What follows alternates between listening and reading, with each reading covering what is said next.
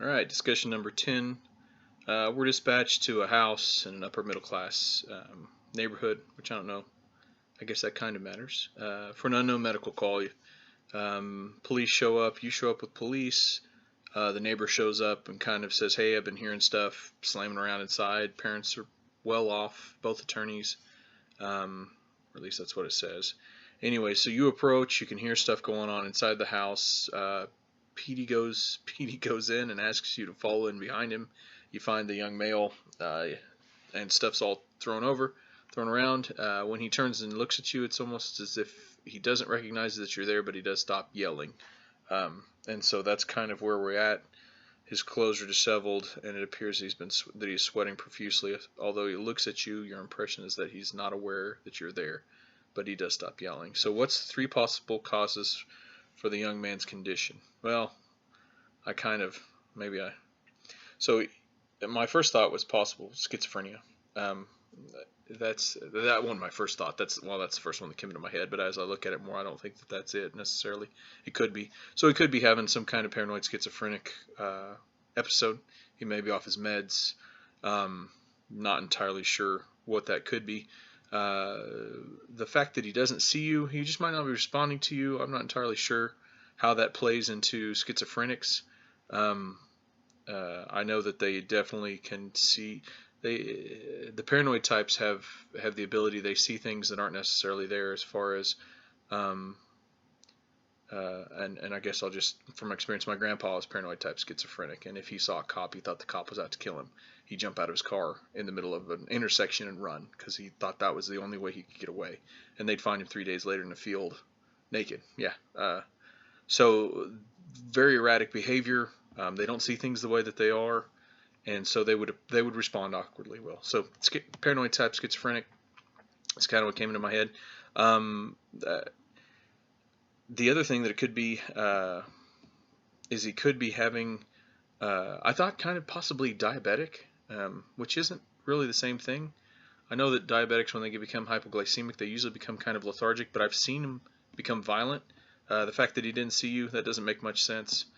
Um, the thing that makes the most sense to me is that it was some kind of substance related disorder, that he was on drugs, and that it was causing some kind of psychotic episode, whether it was PCP or something crazy like that. He had lost it, and I'm not entirely sure.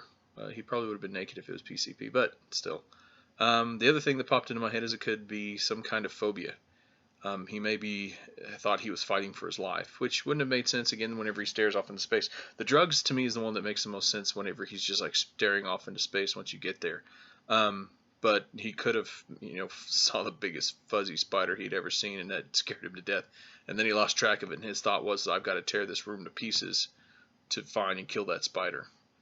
Everybody acts differently. Phobia, you think of fear. Some people they become afraid and they run and hide. Some people become afraid and they fight. There's kind of two different ways to react to that. So there's a couple different options. The police officer again identifies himself and identifies you and your partner as paramedics. The patient shouts, "Go to hell." Your partner goes to check the patient's cabinet for a clue about what's going on, while you and the police officer prepare to restrain the patient. How should restraint of this patient be handled? Well, PD needs to do it. It's my thought. We're not trained to restrain people who are being violent. This guy's already been violent with everything in the room. Who knows that he's not going to try to pick you up and throw you next or fight you off. I mean, he's already in an obviously very agitated, very excited state. And for you, we're not trained to wrestle people. That's not our job. Let PD do it, and more than one cop. And I wouldn't have actually followed the cop in.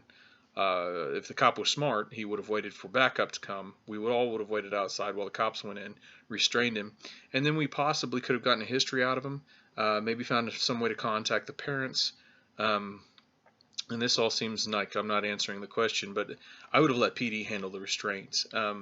If we needed to sedate him to actually get him on the ambulance, so that we could get him to the hospital to figure out what's going on with him, we could have done that. If it was schizophrenia, we could have used something like ketamine, Valium, or something like that to sedate him if he was violent in some way. Or, if not, obviously we don't want to try to sedate somebody if we don't have to. But we would use soft restraints on the cot, restrain him down in place. We'd have a police officer ride with us. There'd be a lot to it. It'd be kind of a loaded deal. And PD, I think I would let them restrain him, and then we could treat him accordingly and see if we could get any kind of assessment. Um, it just depends on what his actions were. We'd probably have to pharmacologically sedate him in some way or restrain him in some way. It all just depends on how he reacted to the police.